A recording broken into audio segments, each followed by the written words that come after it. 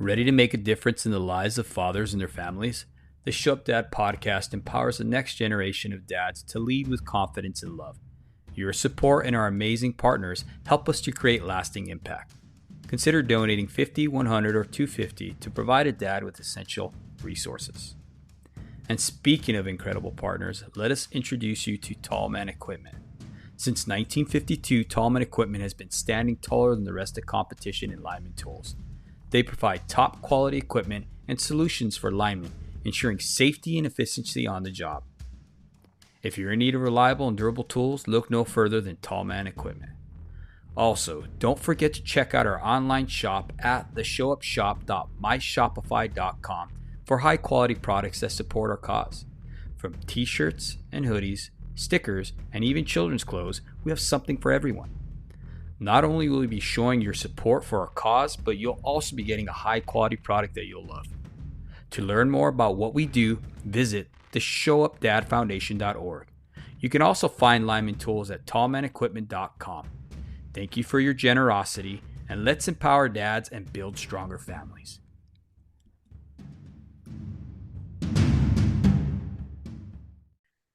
Beyond his professional achievements, Matt has also found tremendous success in his personal life. He has been happily married to his beautiful wife, Jamie, for almost 21 years.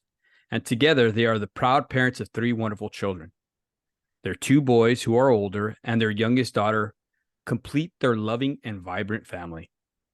Join us as we delve into Matt's experiences as both a devoted father and a seasoned professional in the trade industry. Get ready to be inspired by his insights, wisdom, and the lessons he has learned along the way. So sit back, relax, and let's dive into an exciting conversation on the Show Up Dad podcast. Welcome to our show, man. Thanks. I'm glad to be here. Stoked. Well, I saw the interesting stuff you post on Instagram, and that's how we kind of met, and I was just fascinated with you and how you do your career, how you love your family.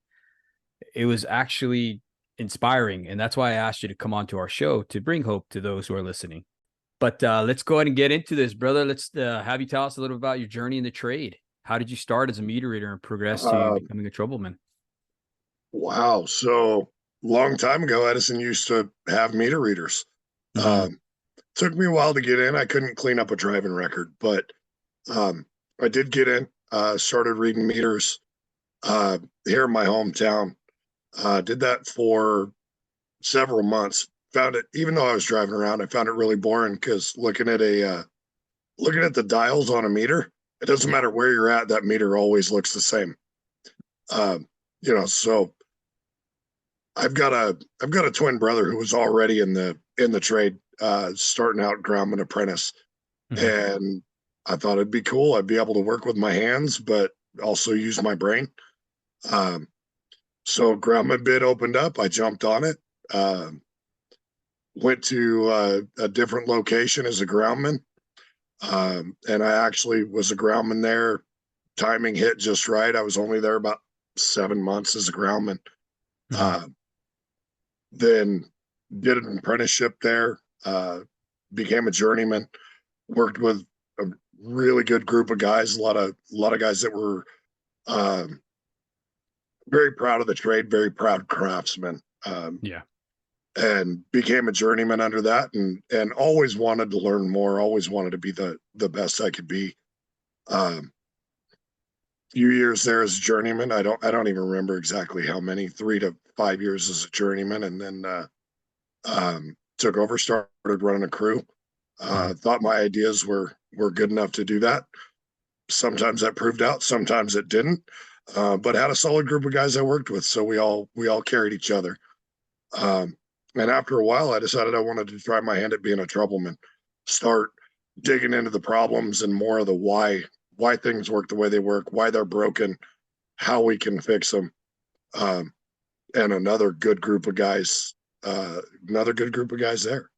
And different aspect to the trade in that I'm much more involved with customers now, doing trouble tickets and stuff. Satisfying in a different way. I don't get to build lines as much anymore, but at the end of the day, I can look at the things that I've either fixed or figured out and be satisfied in it. Hmm. I was a troubleman as well at a major utility, and there is a satisfaction like you're talking about. I remember doing a victory lap, after we got on the lights or got a block up, or you know what I mean. We had to cut open jumpers, and or even just pull the beater so the firemen could do their job. Yep. A lot of Yep. I mean, satisfaction to that. it's a community service. They're paying me for it, and they're paying me pretty good for it. Mm, But now I get to do it in my hometown. I was away for 15 years and working in somebody else's town, and there's a lot of satisfaction in that. But being able to help friends and family, and I've lived in the same place mostly my whole life, so to mm, be able to be around my community doing it, yeah, like you said, take a victory lap. You do the best you can, and when you can't get it all, you can't get it all. But we cut off the leg to save the body sometimes. But man, there's satisfaction in seeing the lights turn back on, and you know, it's your friend you went to high school with and his wife and their little ones, and you got their heater working for the night. mm. There's something about that. Yeah, for sure. I always tell my apprentices, 'cause I'm an instructor at Cal Nevada, and I always tell the apprentices that are coming up, man, the best job you could possibly have is being a troubleman. You know. I I yeah. Um, Troubleman for one reason, lineman for another. There's probably not as Mhm. much stress just being a lineman. Um, but troubleman, man, it's up to me. When I need help, I call for help, but it's up to me. Um, I'm out there, I'm figuring it out. I'm trying to give the crew good information when I need them. Mhm. Um, and I'm trying to give the customer a good taste in their mouth about Edison being the Mhm. power company. And I do the best I can to represent that well with honesty, with integrity, with knowledge, being skilled at my job, all that stuff that we talk about, going back to brand new as a union hand. I give them the best product I can give them, and I can be proud of that. Man, I love that you said that, because there is a level of professionalism, and you got to be proud. There's a big thing that we know across the nation as linemen, right? And it's be proud of your work and square your washers, right? We say that consistently, taking pride in our work, right? And Yep. I think that's something that us as seasoned journeymen, we really need to push to these up and coming journeymen that are coming up in the trade. And absolutely. I mean, and I square your washers. I love that for craftsmanship. Mm-hmm. But I take craftsmanship not just in the trade, right? Mm-hmm. Craftsmanship is um, the desire to do the best you can every time you go out, and that's not just Monday through Friday, 7 to 3:30. That's not just while I'm on the clock. Am I a craftsman as a dad? Am I a craftsman as a husband? Am I giving it everything so that I know that whatever that situation is, when I've walked away from it, I've done the level best that I could, and I've given it all the effort necessary to do that. Mm. You know, um, I I'm lucky. I'm kind of rural, so I get to have a lineman ride along or an apprentice ride along sometimes more frequently than I did when I was in a busier area.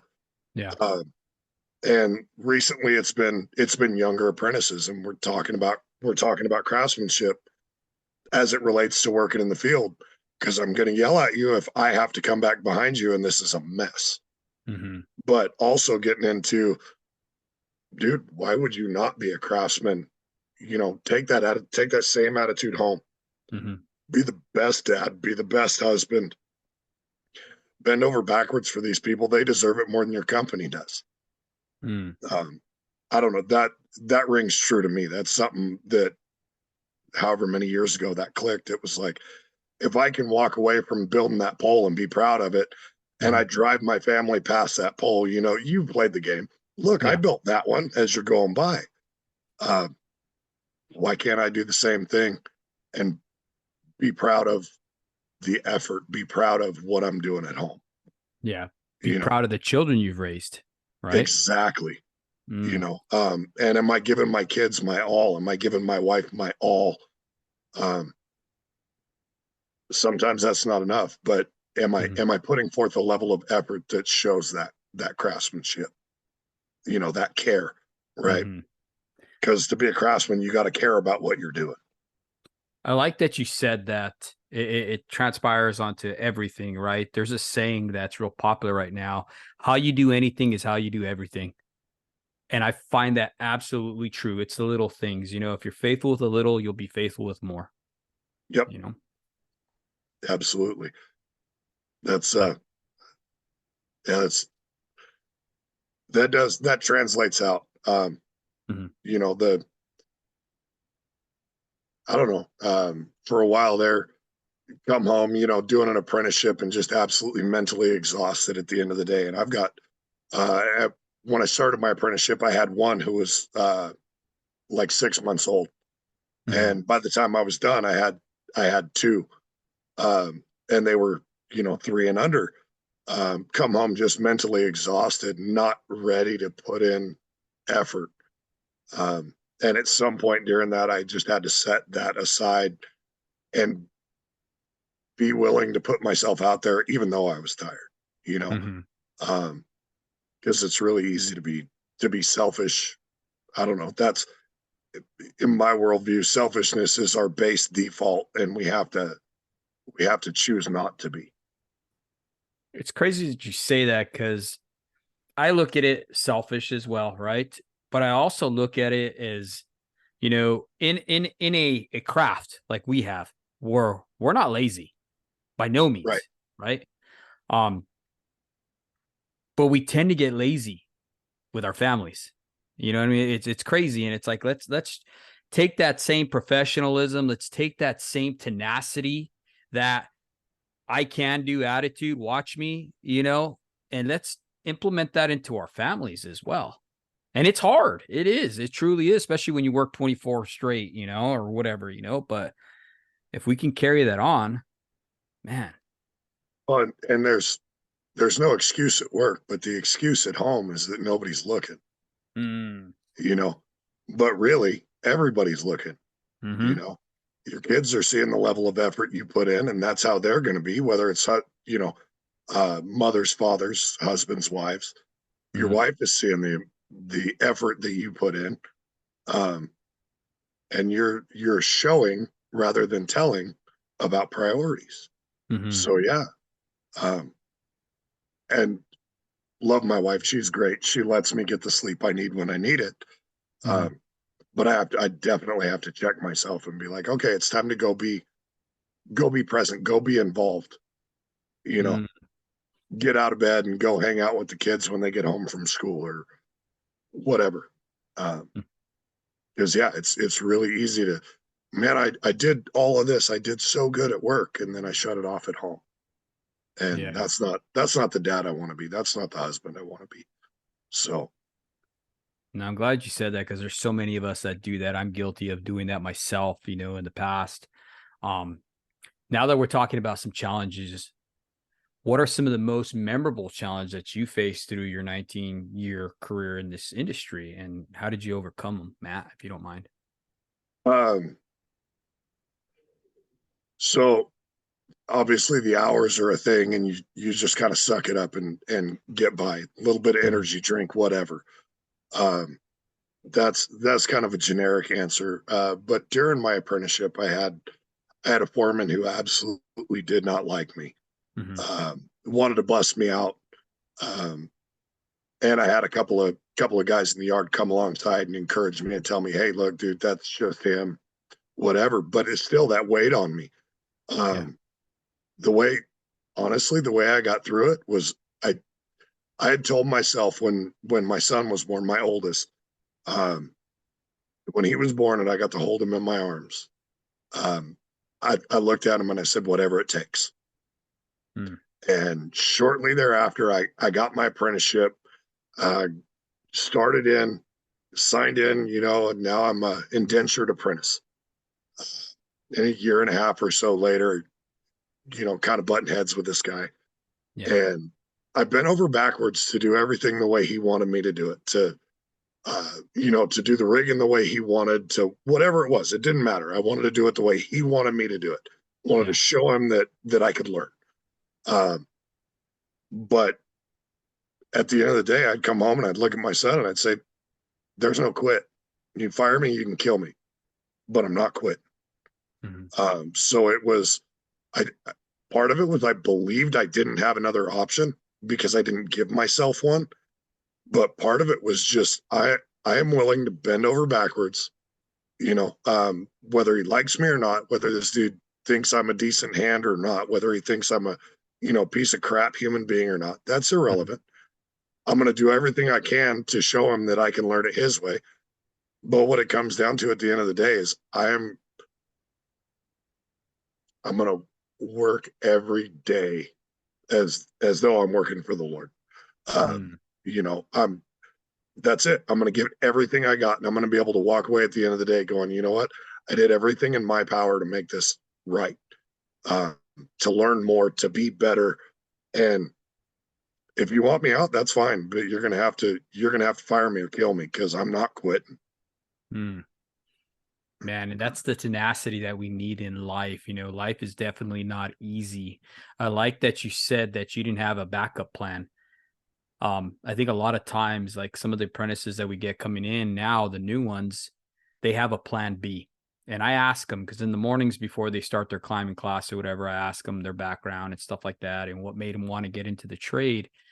And the ones that have a plan B, like if I don't make it here, I'm just going to go back to selling cars or whatever it may have been, right? Um, those usually are the ones that quit because in their Yep. head they have already quit. And I take that same tenacity because I try to utilize what we do within our industry because it's transferable back to the home life. That's the same mentality we need to have for our marriages as well. You can't have a plan B, bro. You can't have one foot in the marriage, one foot out the marriage. It ain't Yeah, going to work. it destroys it, even if nothing else did. Mm-hmm. So that same attitude, that there is no quit. You know, she's gonna have to fire me or kill me because I'm not leaving. Mm. Um, and both of us feel the same way, and we're seriously blessed in that. Um, but even for the guys that have already topped out, um, even for the guys that may be just looking to advance in their career or whatever, Mm-hmm. um, you know, journeyman lineman ticket will take you anywhere. So that alleviates a lot of worry in our lives, right? Mm-hmm. I mean, I got that yellow card in my back pocket, and it'll take me anywhere in these states, and maybe anywhere in the world. Yeah. Um, so if it all falls apart here, I can go somewhere else. All that does is take the stress away from not being able to provide for my family because I'll be able to. Yeah. Um, but that same tenacity, um, man, learning the new aspects of how to run a crew and how should I react and respond? How do I take care of my people running a crew? How do I make sure we're all safe? How do I make sure that I'm building a cohesive team? Same thing as a troubleman. How do I learn how to shoot trouble? Mm-hmm. Um, how do I behave? How do I respond? What questions do I ask? What's my thought process? There's no quit. You're gonna have to throw me out. I'm gonna figure it out. And um, not I'm gonna suck until you throw me out, but I'm gonna get better every single day. Mm-hmm. You know, it was told to me when I was brand new, you learn something every day. You Yeah. should. The day you stop learning is the day you ought to get out of the trade because everybody can show you something. Sometimes I've been the guy that shows you the way not to do it. We all have. Yeah. Um, but we ought to be learning and getting better every day. And that applies the same at home. I should be learning my wife and learning my kids better every day too. Mm-hmm. Um, they're not the same people they were when I started the trade. Obviously, my kids weren't even here when I started. Um, Yeah. now I've got one that just turned 18. I've got a 15 and a 13-year-old. They're drastically different. And my wife isn't the same person I married, and I'm not the same person she married. So do I spend the time learning her and her needs and um, how I can support her. She supports me all the time. I couldn't do it without her. Let's not even joke about that. If I didn't have Jamie holding me down, none of this is possible. Yeah. But how do I learn how to better support her? How can I give her what she needs? Because she's pouring herself out all day, every day. She's a really good example to me of how it looks to be selfless. Yeah. You know, and that's a big part of getting out of the way in the trade and at home. Mm-hmm. It's not about me. It's about us as a team. And as the leader, right? As the husband, as the father, as the leader, man, I really hope to be that servant leader. And I fall Mm-hmm. flat on my face on that one all the time. But that's what I strive for. Yeah. So how can I pour into my wife and how can I pour into my kids to bring them alongside or past me? Now that we're talking about your kids, Matt, and I love what you said, man, being that servant leader, how do you manage to balance your professional life with the responsibilities at home? Is there strategies or tips you can Uh, share with our audience? so let's be honest, over 19 years, sometimes it's been really terrible and it's all work. Yeah. Um, Sometimes, very rarely, it's been all home. And everything else, it's kind of a pendulum that goes back and forth. Mm-hmm. Um, every moment that I say every moment, I strive for every moment that I have. I want to be present and I want to be, a part of it. And sometimes I don't, sometimes I do, but um, I've gotten to the point now. I'm seasoned enough that, if I'm not on call, if it's not my duty cycle, um, I'll come in and help if I don't have something going on. Okay. Right. That's what I've set up for me. Mm-hmm. For a while there, it was if it's not my duty cycle, I'm not coming in. You're not going to get me because for those for those days that I was on, and it was 24 on, 8 off, 24 on, 8 off, 24 on, 8 off, and you can pull that off, but you can't pull that off and be a husband and a father at the same time. Mm-hmm. So it's like, all right, well, I've given you my days this week. My family gets the rest. Um, it's a little slower where I'm at. Like I said, we're a little more rural, not quite as many calls. Yeah. Um, so if I'm not actively in the middle of something, if I don't have prior obligations with the family, whatever those may be, I'll come in. I love serving in my community too, so that's kind of a toss up. But really, I continuously ask myself how I'm doing. Right? We're always feeling like we're not spending enough time at home, and if Yeah. we're at home, we're feeling like we're not being productive. We're not making that paycheck. So that's a pendulum that everybody's going to have to ride. Yeah. Um, and you know, people do it different. I mean, guys that are away from the family for weeks at a time, they're I'm hoping they're setting a goal and coming back and spending months at home too. Mm-hmm. Um, but different things work for different people. And my goal was always that's why I went utility and not outside, Yeah. was that I wanted to be home every night. Um, and short of, storms and a couple of times getting to go somewhere else to help out, um, pretty much I've stuck to I'm home most every night. Sometimes I don't get home till after the kids get in bed, and I get up before they're up in the morning, and I'm gone. Um, but I do my level best to be here soon after they get home from school and Mm-hmm. talk to them and interact. And they're old enough that they don't come running out screaming at the truck going, "Daddy, Daddy." I miss that. That was cool. But we get to hang out. We get to have conversation as much as we can. We try to sit down and do a meal together. Um, just time and intention. Take days off here and there, and my oldest boy got into camping, kind of overlanding, but not quite.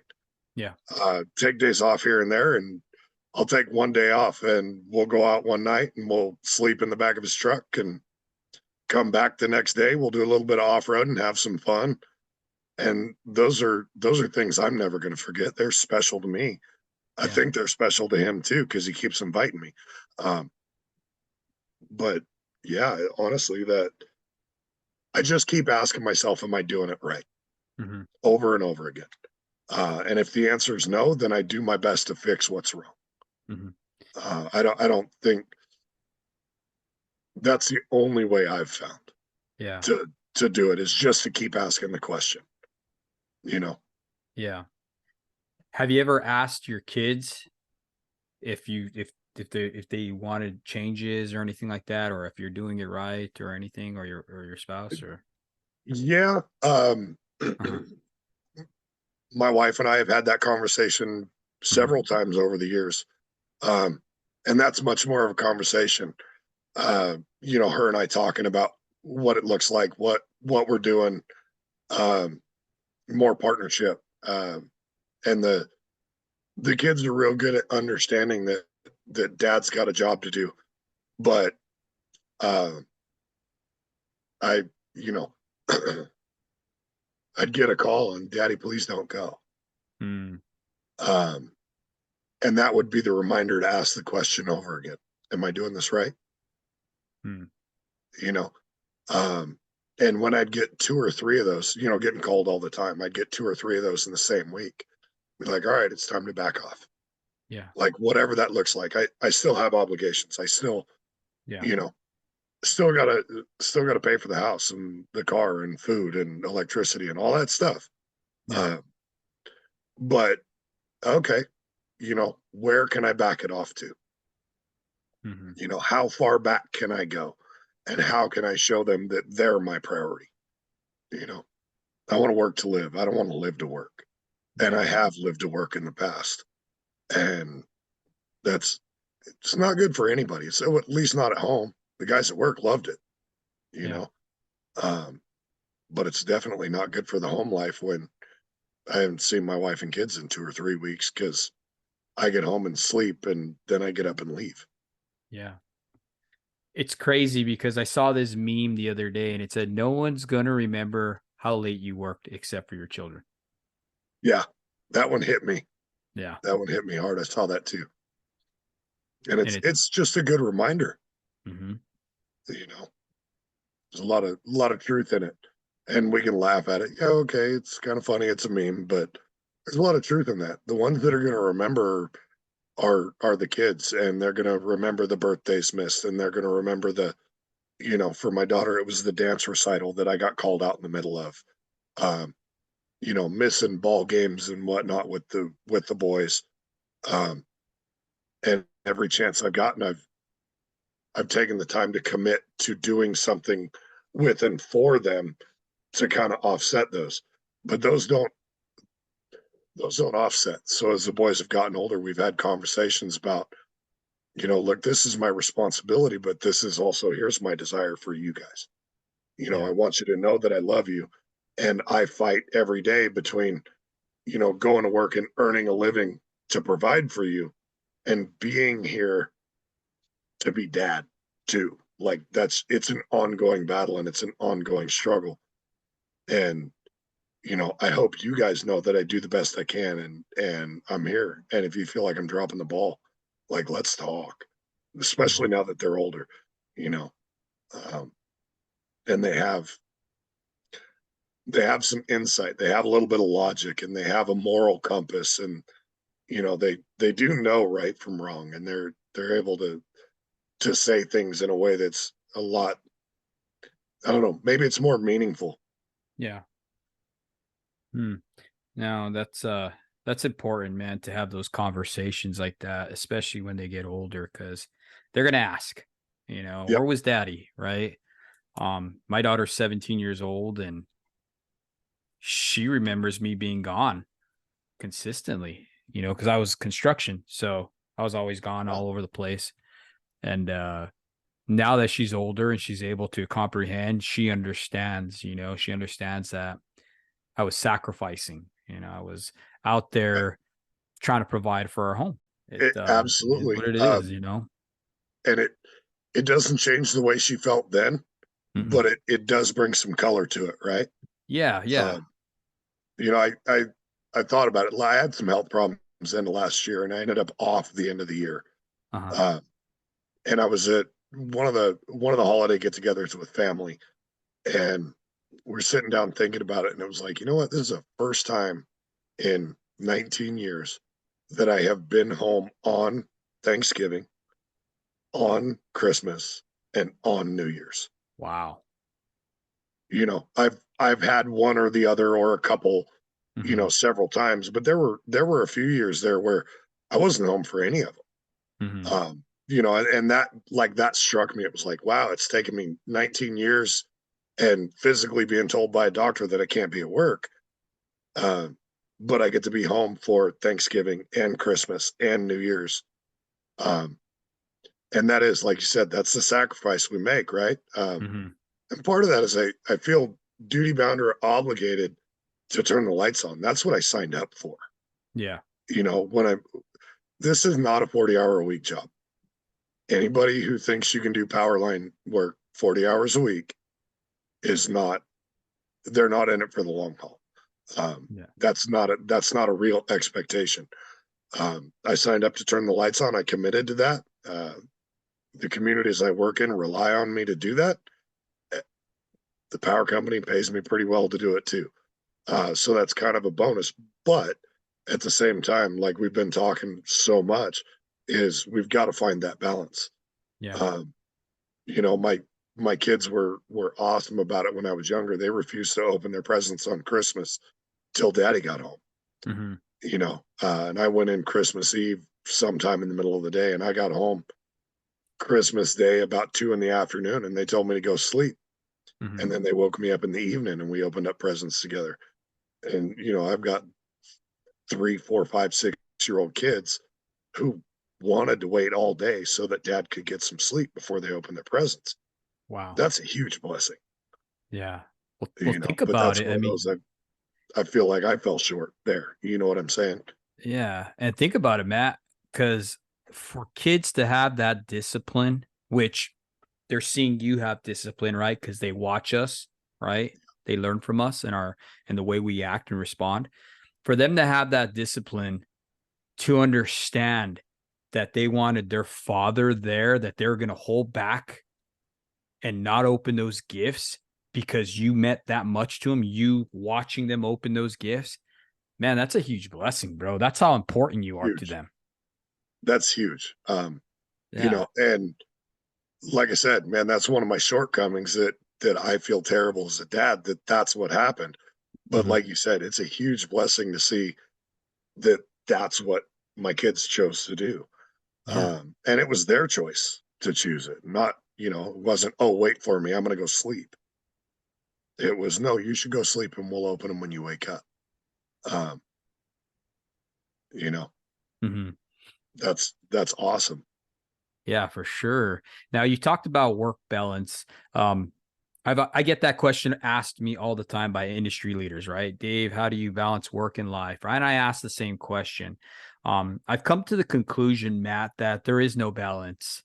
What I mean by that is there's a saying that we have coined. It's be where your feet are, right? And what I mean by that is when you are home, be 100% at home. If you can, turn off your phone, stay off devices, make that quality time. It's not about quantity, it's about quality, you know, because we don't get a lot of time, right? We're always working. We spend more time in the industry, in the field than we do with our own families. But when we are home, be home. And the I same love thing that. Be goes where with your feet are. work. Yeah. And the same thing goes with work. If you're at work, don't bring your home life to work, bro. You're going to get somebody smoked, you know? Yeah. And there's a time and a place for both, right? Yeah. Um, Especially during your apprenticeship, I had to set aside time Hmm. to study, to get in the books, to do those things. I had to bring work home, Hmm. making phone calls. And as a troubleman, honestly, I love the group we have. Um, I've got guys, if I'm out in the middle of the night, and I don't feel right, I'll make a phone call. And guess what? They answer Mm. and we talk about it. And that's awesome. And I do the same thing. If somebody calls me, it doesn't matter. I don't care if I'm at home. I don't care if I'm on vacation. I'll give you 20 minutes because I want you to be able to get home. But like you said, be where your feet are. If I'm at work, it's time for work. You know, my wife's real good about she'll text me instead of calling. Mhm. And that way, like as I have time, I can address something that's going on. You know, and when I get home, I try really hard to turn work off. Yeah. Um, you know, I live half of my life on call up here, but if that phone's not ringing, it's just sitting in my pocket. I'm trying to be present at home. I love that. Be where your feet are. You know, be all in wherever you're at. That's a really Mhm. good way to put it. I was gonna say be cut into whatever you're doing. You know, whether Mhm. you're at work and you're doing work, or whether you're at home and doing home, or coaching the team, or Yeah. you know, whatever it is, you know, you should be all in. Right. Absolutely. We owe that. If we've made the commitment, we owe that to whoever we've made that commitment to. You know, it's Mm. part of being a man of your word. Um, it's part of being a man in general is literally just let your yes be yes or your no be no. And if I'm here, you're gonna get me. Mhm. I like that you said what we owe because it's true. We owe our children. You know, we're commissioned by God to train up our children. Yep. That is our first ministry. Whether you believe in Christ or not, if you are a father and a husband, your first ministry is your family. First thing off the Yep. top, right? Mhm. So, you know, if you don't, I don't know, that goes back to that craftsmanship thing I was talking about. You Mhm. know, it's that same thing. It's giving what's owed. And to me, I feel like without my family, the work wouldn't matter. I could Mhm. be flipping burgers at McDonald's if I didn't have a family to support. It wouldn't Mhm. support me that well, but um, I don't know that I'd care that much. You know, Mhm. there's no motivation to do better, be better, grow and learn without seeing the effect that my effort has on the people that I love. Yeah. You know, and they're the reason that I crawl out of bed at 3 o'clock in the morning when the phone rings. Mhm. Yeah, and I think a lot of times we forget that. I tell the apprentices every chance I get, don't forget why we do this job. You know, there's people who need you to come home safe, right? That are counting on you, right? And I know Yep. for me that influenced my approach to work when I became a father. I stopped being a cowboy. I stopped, taking these risks, you know what I mean? All this different stuff. How has it shaped your perspective and decision making? So I started probably pretty similar, but Mhm. you know, like I said, I had a 6 month old when I started climbing power poles. I was a groundman before I'd Yeah. had a kid. Um, some of that cowboy was learned and accepted, Mhm. but really what it came down to was having these old guys that were big on the trade. They were very proud of being able to do the work and do it safely. Um, and it was like, you know, part of it was that they pay you to follow the rules, so Mhm. you should, and part of it was a pride aspect that, regardless of, and I'll just throw this out there, regardless of what you're doing, you ought to know the job well enough to do it naked. Mhm. You know, I shouldn't need a single stitch of PPE on. PPE is that last line of defense for when I screw up. Yeah. So, am I taking all those other precautions? Am I wearing my rubber gloves when I need to wear my rubber gloves? Am I putting cover up? Am I fastening my harness legs every time I get in the bucket? Am I, you know, all the way down to the stupid stuff? Do I put a chalk out? You know, Mhm. um, chalks and cones I don't care so much about, but I use them. Um, but being a troubleman was probably part of that change too, because now I don't have four other guys watching after me. It's Yeah. just me watching after me. Um, that was that was part of it. But part of it was that I look, if I'm proud of my knowledge and my skills, I should be looking at everything and I should be, like you said, cut in. Where are my feet? You know? I'm booming up in the primary. Okay, do I have everything I need? What am I doing? What am I anticipating? What's the worst thing that could happen? All right, how am I going to avoid that? Right? That's all part of the tailboard. But it's also part of what we ought to be asking ourselves repeatedly throughout the day. Um, and you've seen the same perspective being a troubleman. Yeah. My tailboard is okay, let's figure out what's wrong, but really it's what's the hazard and how do I overcome it? Mm-hmm. Over and over and over and over again the entire time I'm out there. Show up and the first hazard is going to be traffic. All right, am I clear of traffic? We're good there. What's the next one? Oh, look at all these big dogs. Maybe I'll call the customer. Mm-hmm. I mean, on and on and on. Okay, what do I need if I'm opening up this panel? What am I expecting to find? And you walk up there and there's flash marks in the panel. Well, maybe I ought to go back out and de-energize it before I even pull it apart Mm-hmm. because I don't know what I'm going to find when I pull it apart. Um, just repeatedly asking, is this where I want to be? Is this what I want to do? Yeah. And then using tools to help tell the story. Mm. Right. I mean, my my most common tool as a troubleman is a voltmeter.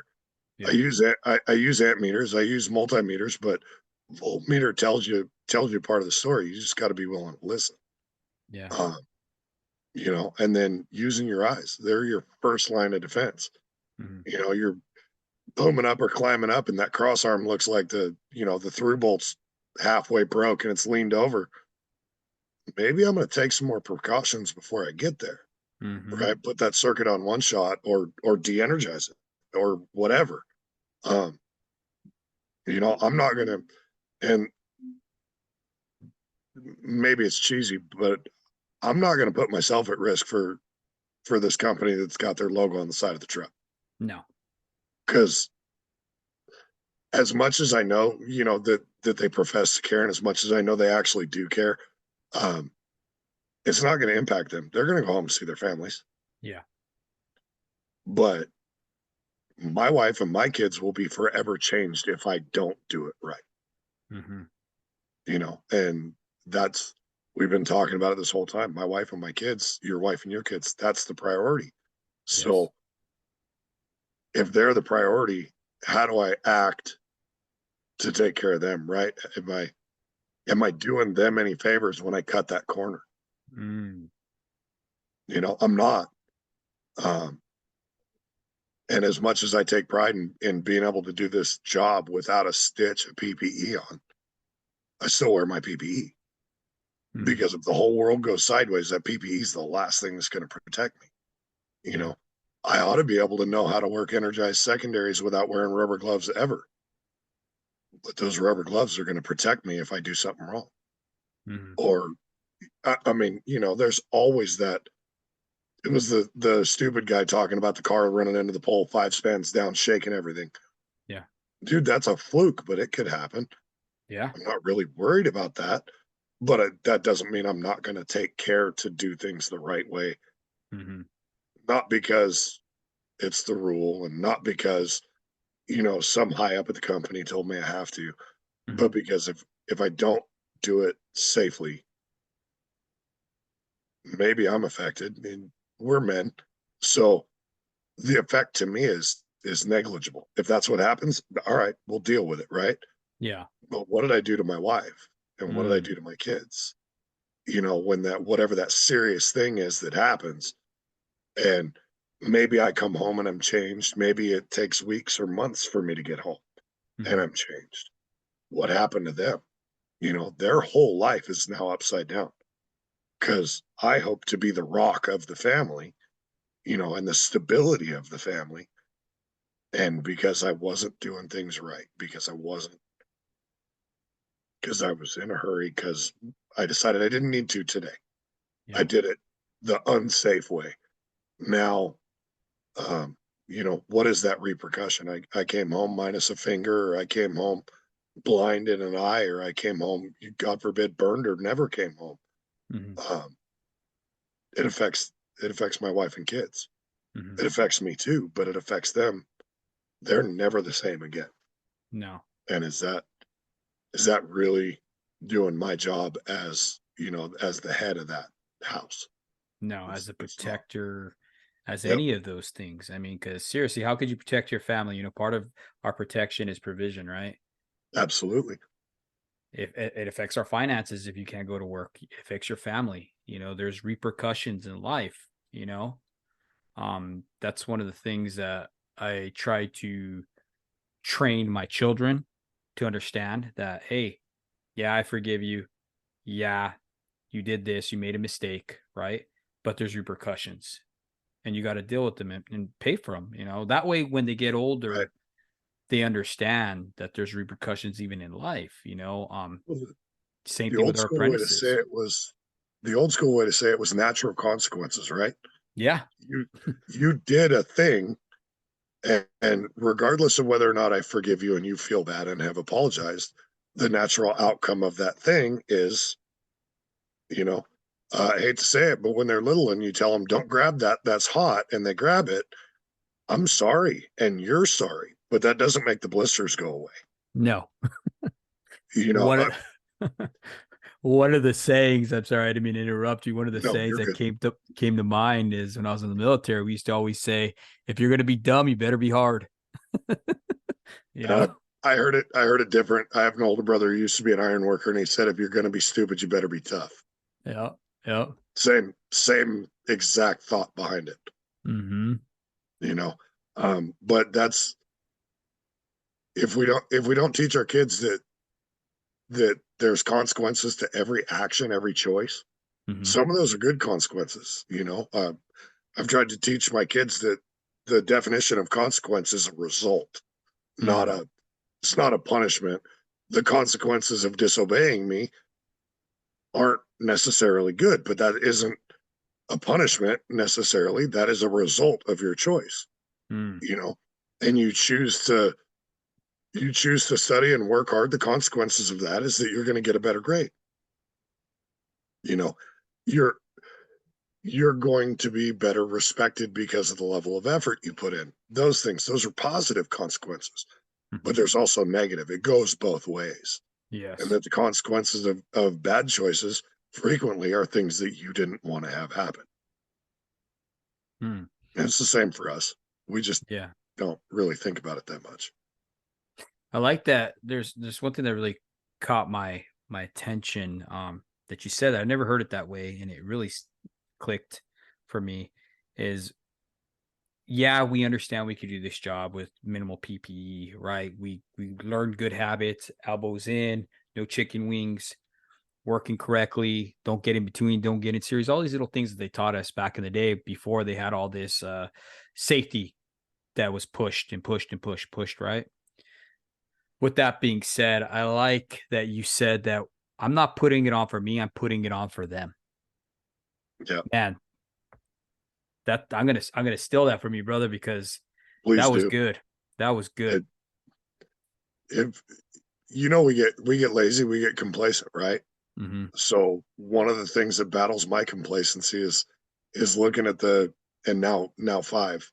Um, I've got five people in this house besides me that rely on me. Hmm. Um, you know, that's that's a big responsibility. And even if I don't feel like, you know, dressing up appropriately, even if I don't feel like putting on my rubber gloves, even if I don't feel like, whatever, um, I've got all these other people who are counting on me to do it right. Hmm. And I don't know, maybe it's easier to see that as part of my responsibility to them Hmm. because if it were just up to me, I'm fairly lazy by nature. I want to get out. I want to do work. I want to do really good. Hmm. But I also want to find the easiest way to do it. Um, and that's a pretty good recipe for a guy who cuts corners. Yeah. So when I see that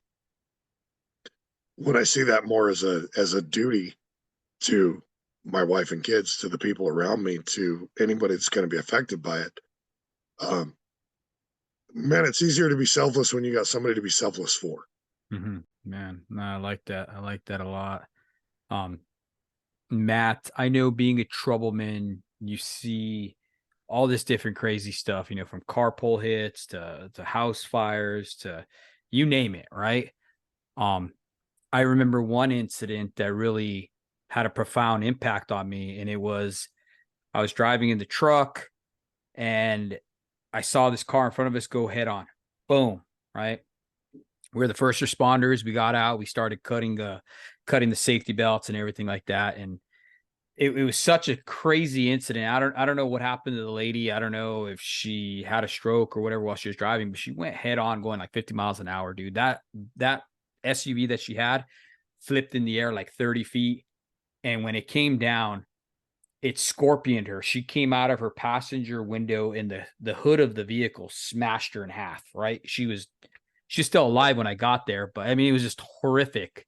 Come to find out later on that her phone rang and she took her eyes off the road for a split second to answer it, and that left a profound um impact on me because it was like, man, I saw this firsthand, and how important is it to stay off your phones? Do you have any other types of experiences that had an impact like that on you?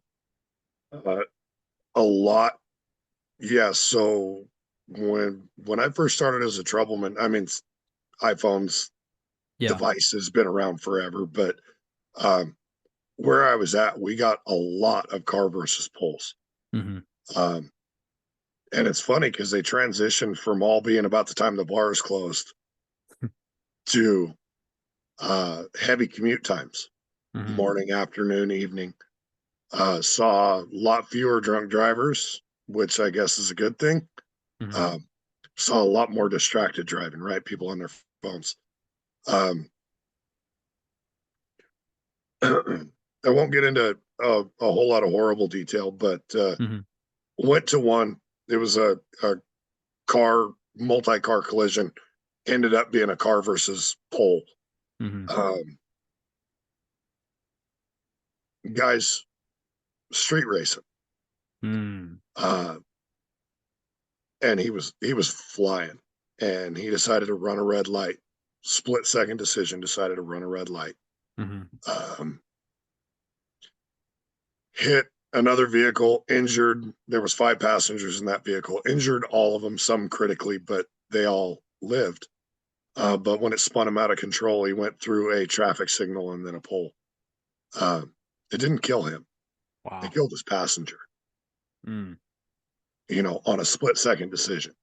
Yeah. Um, had another one, another exhibition of speed that was the same kind of thing. Guys out, probably at the time it was a brand new Camaro ZL1.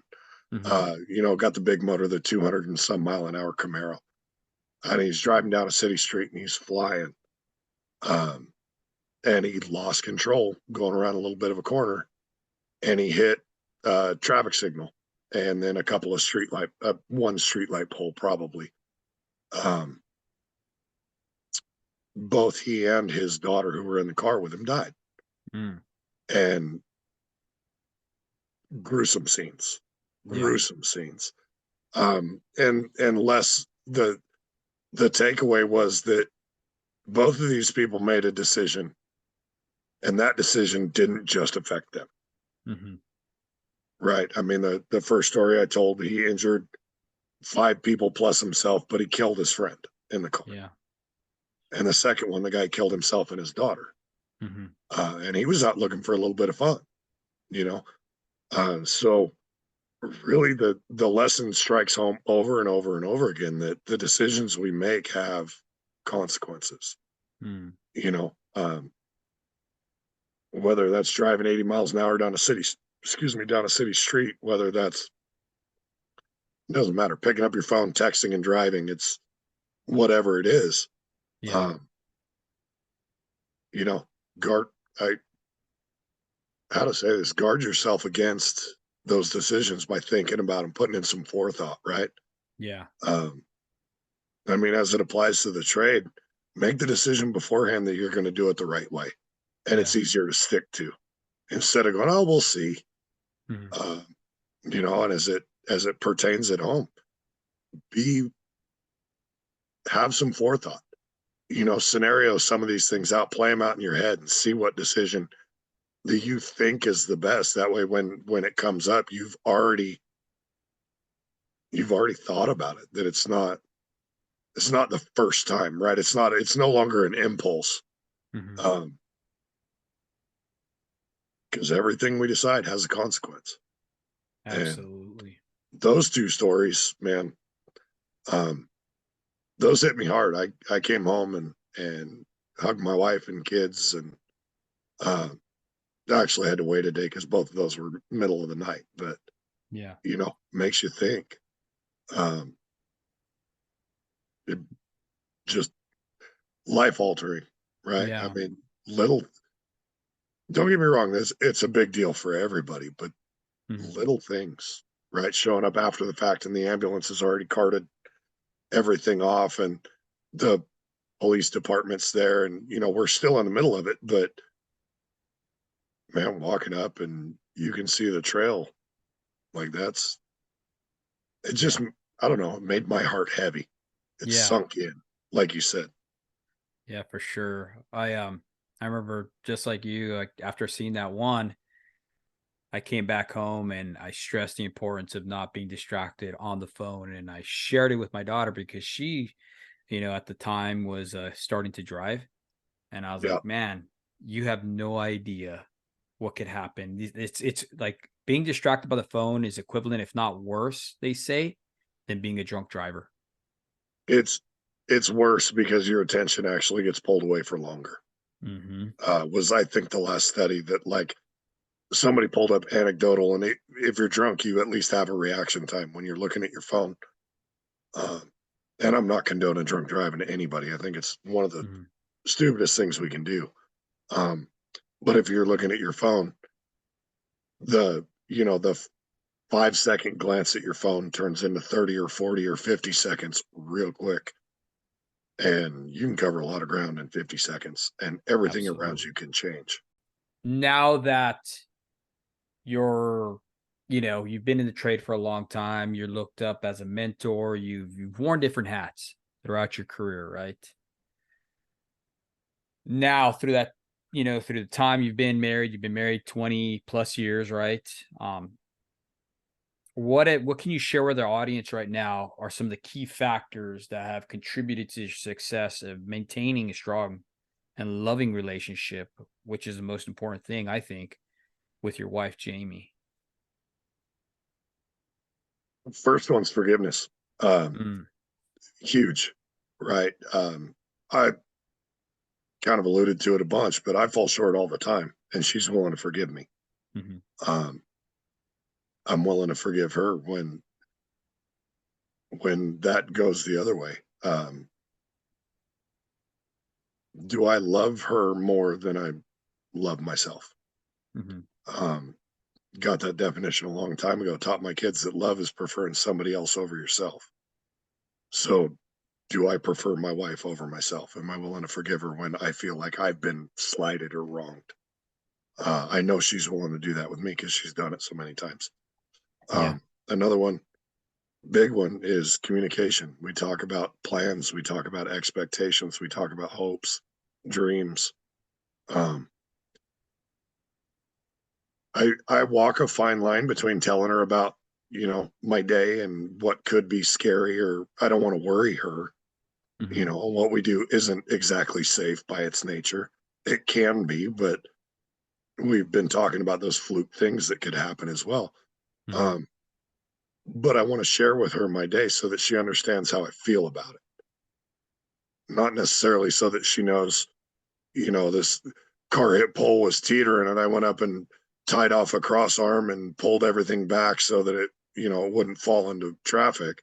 That's never happened, by the way, but I'm not going to get into gory details. I'll tell her that I was pretty nervous about it, and it Mhm. went well or it didn't go well, or, you know, I learned a couple of things today about what I'm going to do next time or what I'm not going to do. Um, and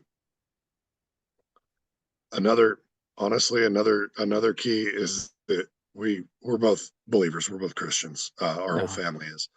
Um, we talk about what we're studying. We talk about what we're learning. Um, Things that apply to our marriage, things that apply to our kids. It unifies and solidifies us as a family. Mhm. Um, And without faith in Christ and the ability to forgive because I've been forgiven, um, I'll tell you this, she wouldn't be with me, you know, and I probably wouldn't be with her either. Um, but understanding that I've been forgiven for far worse than has ever been done to me is a perspective, right? It's a perspective change. And that's a huge one. Having, I guess, for those who aren't Christians or who are nominally, but being unified in your belief, in your core, right? What every family has a core, and being unified around that core, having that be the focal point, and having everybody working towards that goal. And for us, that's being Christian, and that applies outward from there. But that is the core. Don't talk about that a whole lot at work. The guys that are going to listen, surprise. But I do try to walk it out. Yeah. I try to be honest. I try to be standing up with integrity and living those values so that I can come home and say that I've done good today, that I've worked as though I was working for the Lord. And it's amazing because people read your life. They're more apt to read your life and what you say and what you do. And if they're in alignment with what you're saying, what you're doing, than they are to read the Bible. Right. So, man, thank you, Matt. I appreciate you, brother. I thank you for being a stand-up dude. I thank you for being a show-up dad and for coming on our show and just bringing hope and insight to our listeners. And I want to give you this opportunity to share with our audience. If people want to get a hold of you and ask you questions or anything like that, if you want to do that, that's, Absolutely. I'm kind of old school. I've just got Facebook and Instagram. Facebook, it's Matt Lee, Mattle. And on Instagram, I'm private, but it's Power Lineman. It's all one word, at PWER Lineman, Lineman. Shoot me a message. I'll get the request. I'll check it out and be glad to respond. Once again, thank you. This is David from the Show Up Dad with my guest, Matt Lee. I also want to encourage you guys to check out our shop merchandise. We are a nonprofit organization. You guys can support us there. Also, we have a Facebook group for men called the Show Up Dad, where we gather together. We have over 500 active participants that share insights on what we do to be successful as show up dads. So check us out. We appreciate you guys. You guys have a wonderful night. Thank you.